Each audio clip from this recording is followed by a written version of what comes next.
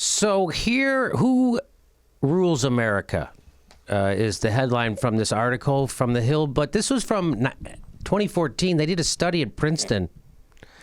And it was called, it's a jaw-clenching title is how it's referred to. A jaw-clenching title titled Testing Theories of American Politics, Elites, Interest Groups, and Average Citizens. So the authors of this, it's Martin Gillens of Princeton and Benjamin Page of Northwestern. They examined all the study. What did they come up with? They found that normal people have absolutely no influence in their government and what laws gets passed, and that money controls it.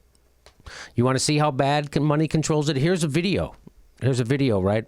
That's going to explain it to you. Here we go. I'm going to explain some of it to you right here. So right now we're going to show you a graph.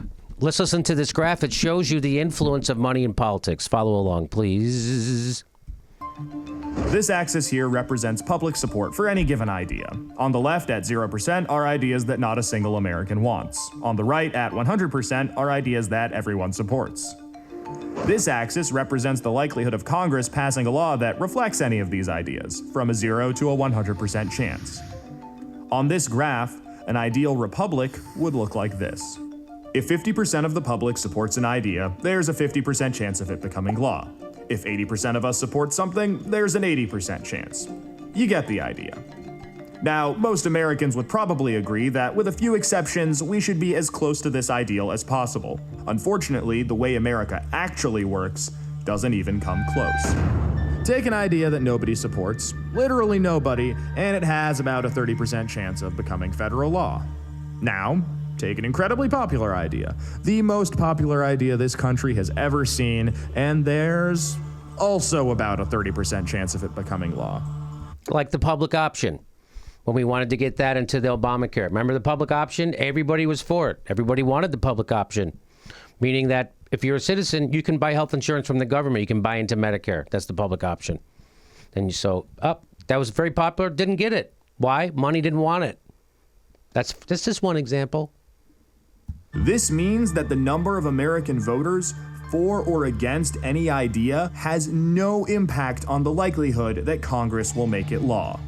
Put another way, and I'm just going to quote the Princeton study directly here, the preferences of the average American appear to have only a minuscule, near zero, statistically non-significant impact upon public policy. So if you've ever felt like your opinion doesn't matter and that the government doesn't really care what you think, well, you're right. I'm actually encouraged by those results. I thought it was much worse. Thought it was much worse? Yeah. So, but whose opinion does matter? Whose opinion does matter? Let's see whose opinion does matter. Whose opinion does get put into law? But there's a catch. This flat line only accounts for the bottom 90% of income earners in America. Economic elites, business interests, people who can afford lobbyists, they get their own line. Look at how much closer their line is to the ideal. When they want something, the government is much more likely to do it. And when they don't, they have the power to completely block it from happening, no matter how much the rest of the country supports it. They get what they want, and guess who ends up paying for it? We pay for it with the most expensive healthcare in the world. We pay for it with a tax code that's a complete mess. We pay for it with internet that's slower and more expensive, with wasteful spending, a floundering education system, a catastrophic drug war, and 1 in 5 American children born into poverty. Almost every major issue we face as a nation can be traced back to this graph. And so what they're saying right now all over the mainstream media is, hey, the people who have identified this problem and want to fix it, when are you going to start supporting it more? Because that's what they're saying to Bernie Sanders and his supporters. Like, we all know this is the problem. That's why we have all those problems. That's why we have messed up schools. That's why we have the biggest income disparity since the Gilded Age. That's why we have this drug war that everyone knows is a mistake, yet we still keep spending millions and billions of dollars on it. Everyone knows it's a mistake. Everyone knows it wrecks our society. Everyone knows we have more people in prison than China. We have 5% of the world's population. We incarcerate 25% of the world's prisoners. It's in the freest country in the world. You don't think this has something to do with it? Of course it does. That's why all this stuff, why we have the worst health care in the industrialized world with the worst outcomes and pay twice as much. And so finally, somebody's coming along to do something about it. Bernie Sanders, and look what the establishment media is doing to him. Look what they do. Hey, when are you going to shut up? When are your fairy dust? Everyone knows that we live in a corrupt country and we can't have nice things. I mean, if you're rich, you can. If you're a millionaire, if you're a donor, if you can hire lobbyists, if you can hire So how do laws get passed? Here's how laws get passed. They're going to break it down for you right here. Here's how laws get passed. Start over. This is how a bill becomes a law. A special interest hires some lobbyists. Those lobbyists collect campaign contributions, offer jobs, and then write the laws that Congress then passes to help those same special interests. This happens every day on every single issue with politicians of both parties. In the last 5 years alone, the 200 most politically active companies in the United States spent $5.8 billion influencing your government. Those same companies got $4.4 trillion in taxpayer support. And that's trillion, with a T. And that's just the top 200 companies. Never mind every other special interest, every union, every trade association, and every billionaire. Every single one of them can use their money to buy political influence.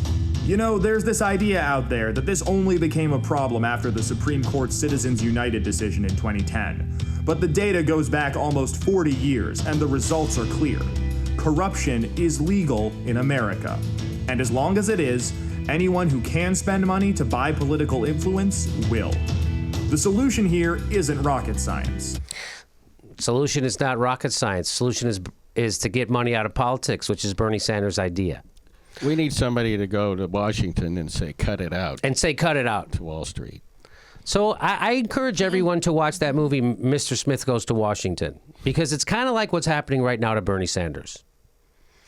That's kind of what's happening, right? So all the money is against him, and everyone's trying to make him look crazy, and all he has to rely on are the people. I don't remember if you remember in Mr. Smith Goes to Washington, he has these bags of letters that he throws all over the Senate floor. Look at all the people support me. And they're like, who cares? The money doesn't, and we're going to screw you over. And that's exactly what's happening with Bernie Sanders. And people wonder why aren't there more Bernie Sanders out there? I don't know. Maybe because when someone has integrity and is a truth teller, all the money interests line up against them. And they're telling you right now that the most liberal senator in the country somehow is a racist and a misogynist, and he's violent, and he's this, and he's that. He's an agitator, and he wants to ruin things. That's why. This is what's happened. So here you go. This is the problem. We all see it. There's no doubt about it. This isn't like a debate. This isn't a matter of opinion. And so when you see those trolls on the internet, they say, do you have any evidence of Hillary Clinton being corrupt? The whole goddamn system's corrupt, and she's the leader.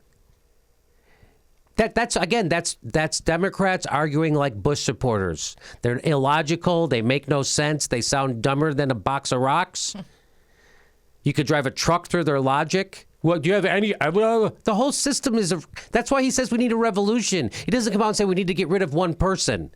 He says the system is corrupt. You got to be jaw-droppingly stupid on purpose to not get that. And if you are jaw-droppingly stupid on purpose, you're going to vote for Hillary Clinton. Now, and that's from represent.us, by the way.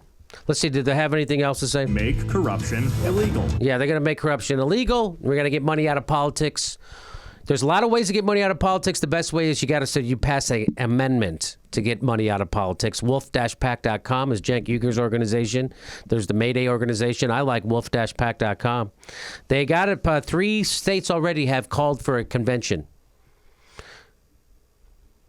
3 states already have called for a national convention to pass an amendment to get money out of politics. What states are those? The states of unicorns and fairy dust. Yeah. Don't freak out. Feel the burn. This is a revolution. It's not about a person. It's about getting money out of politics and saving our democracy.